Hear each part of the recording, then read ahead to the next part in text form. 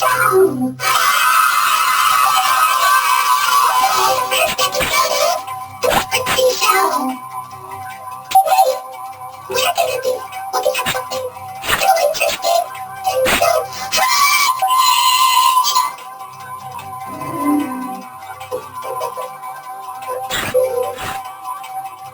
never mind. So, do you know what we're going to be doing today? A review? You betcha! Are you excited? Because I'm excited. Well then, here we go. This is our first review. Welcome to Poo Corner. It's a good place to start, huh? Wait, I heard about this show. It's, well, don't worry, Orange. Just calm down. It's okay. I don't want to hear about it anymore.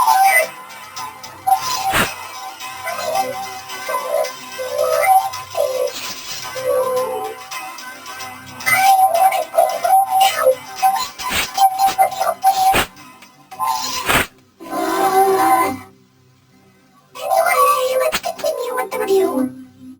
Well, first of all, it looks like it is a Winnie the Pooh show, huh? Well, it is.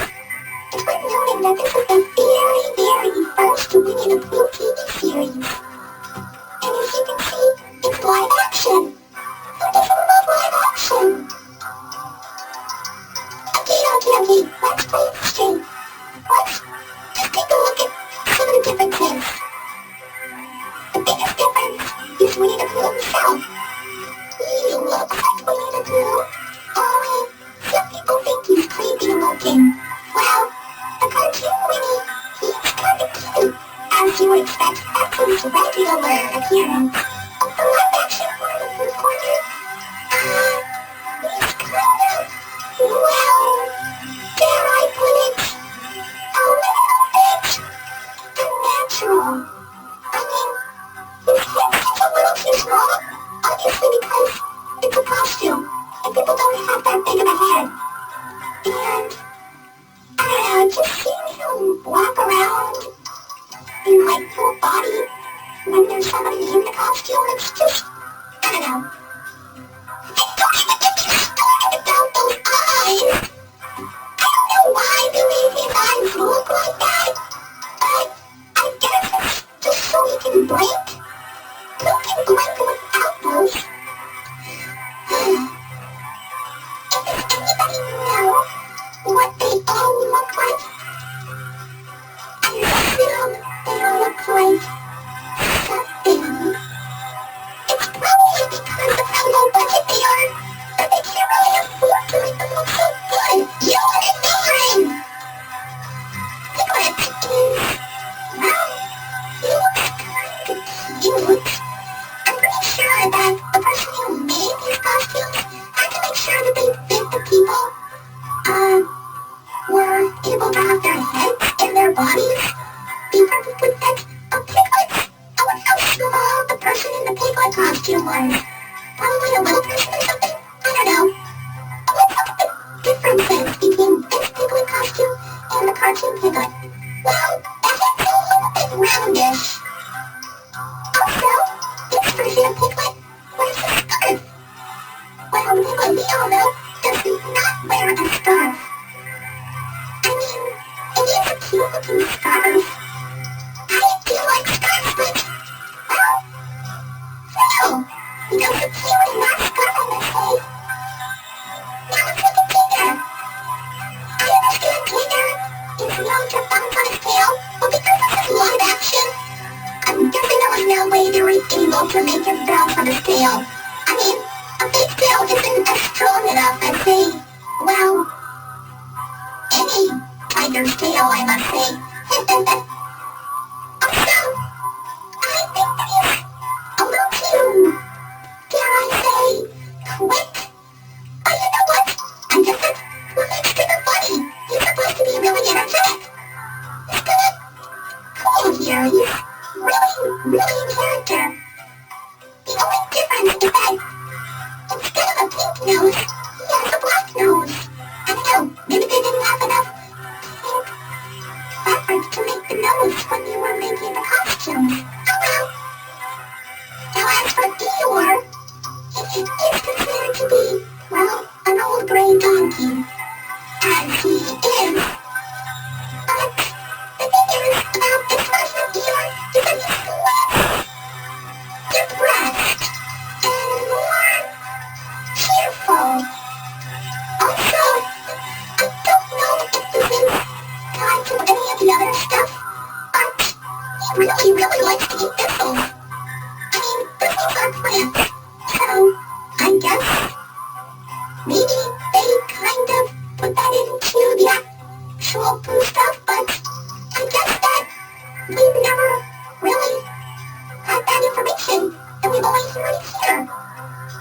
Also, how does the Eeyore costume work? So for Kanga, I understand Kanga is kind of the female in the Winnie the Pooh cast. But to see a live-action version of Kanga, well, you're welcome to Poo Corner for it. She kind of looks a little bit like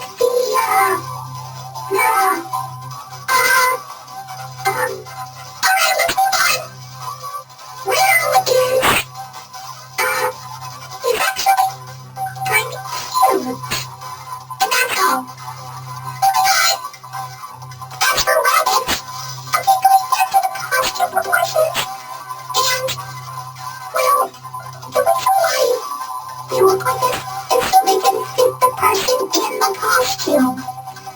But for this, I feel like Rabbit looks a little bit too, wide.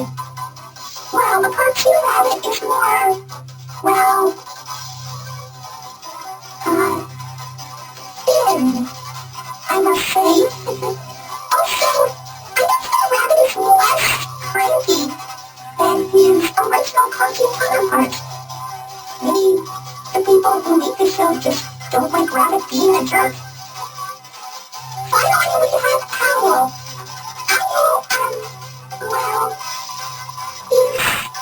I'm guessing he's more of the, I don't know, well, he does have the gag of, or the running gag, I must say. Much like the new Rabbit the Faithful, he likes to talk about his relatives. I mean, what? Well, I'm guessing that's kind of the thing he can do. I mean, yeah, sure, he can be very mature and wise, but, well, just hearing him talk about his relatives is kind of amusing, I guess. But, yeah, I'll stick with that. I understand. Kitty Green, I never knew that the characters had some interesting looks and personalities. It almost felt like that I missed something from the original stuff. Or should I say, the actual stuff that's been around for the longest. I know. And you, on the other hand, always respected them as creepy. But, if you keep on looking at them, they might not seem creepy at all. They're actually kind of cute. And really funny. Yeah, sure, it might be pretty low budget. They probably didn't have enough money. But I see them as just okay. They're supposed to be pure and sweet and adorable. And they are, just like in here. I'm not sure about that. Because look at this. Yes, I with her. Exactly. PSAs. We need to talk about them. Why are you wearing glasses? Oh, you know what? I don't know. According to this, it seems that they did these PSAs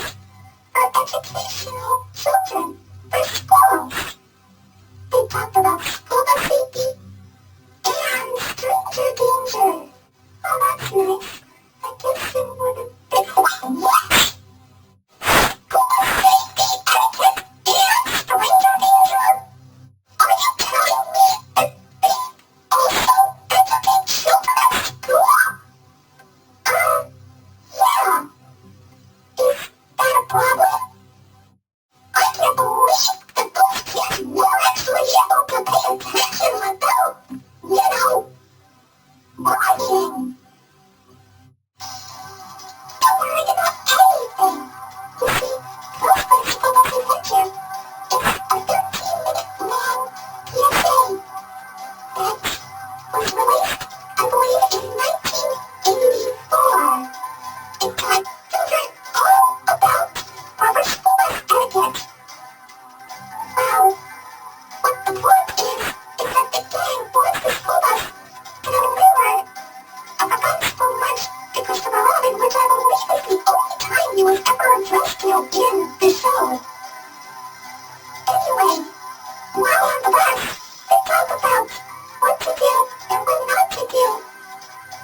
In terms of school bus safety, this includes not running in front of the bus, not going under the bus, and don't eat or drink on the bus. Proper safety, school bus stuff, all that, stuff like that. I mean, it's not really that popular. In fact, I'm pretty sure that you can only find a VHS copy of it somewhere in, I don't know, a really old vintage antique store or something. Some kind of thrift shop. There's no way you're able to find it in a library anymore. Unless you look hard. Really hard. I mean, come on. I feel like this is probably one of the most jarring things I have ever experienced from Winnie the Pooh, but there's more. However, there was another PSA, which is obviously the Stranger Danger one. Kids Smart for Strangers was released in 1985 and was 45 minutes long. That is a very long one. Last 45 minutes. In this one, you have to learn all about Stranger Danger.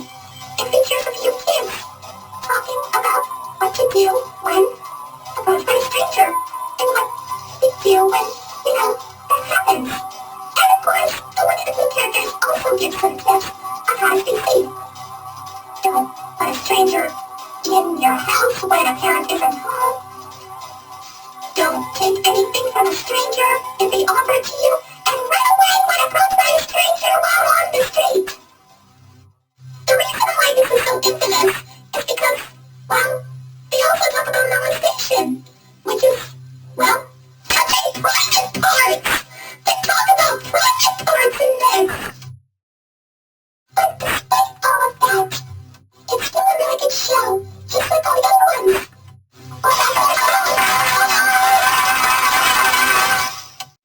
Sprixie Show! First episode of The Sprixie Show. Today, we're gonna be